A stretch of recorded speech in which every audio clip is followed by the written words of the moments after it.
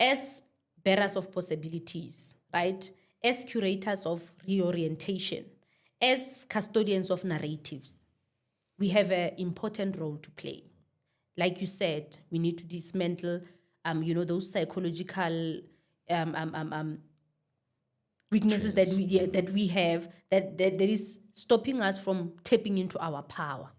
Looking from, because this is affecting not only the Black family, but how we participate in the economy. Yeah. Now, how do we position ourselves to reclaim lost territories in the economy as Black people? We heal the mind, but how do we then position ourselves to reclaim the lost economic territories as young people? And probably using the context of, Soweto as a context, locations as a context, or there is power there. Yes, But then how do we tap into them to reclaim those economic territories? My argument has always been that you can have the brightest minds in the room. Sure. If those minds are divorced from the material conditions of other people, then you are fighting a losing battle.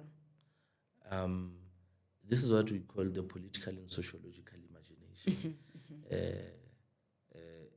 Malaika Mahlatsi made reference to it about 6 years ago or so. Yeah.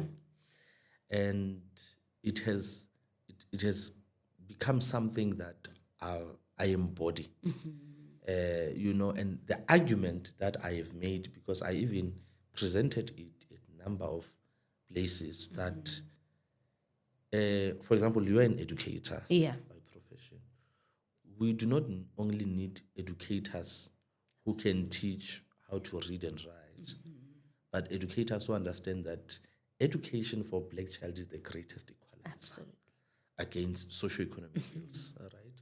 So we need lawyers who do not only defend the law or interpret the law, but who understand that maybe in the context of a transforming country like South Africa, sometimes meaningful justice comes from rewriting new laws, right? So we need doctors who understand the sociology of health. You talk about Soweto.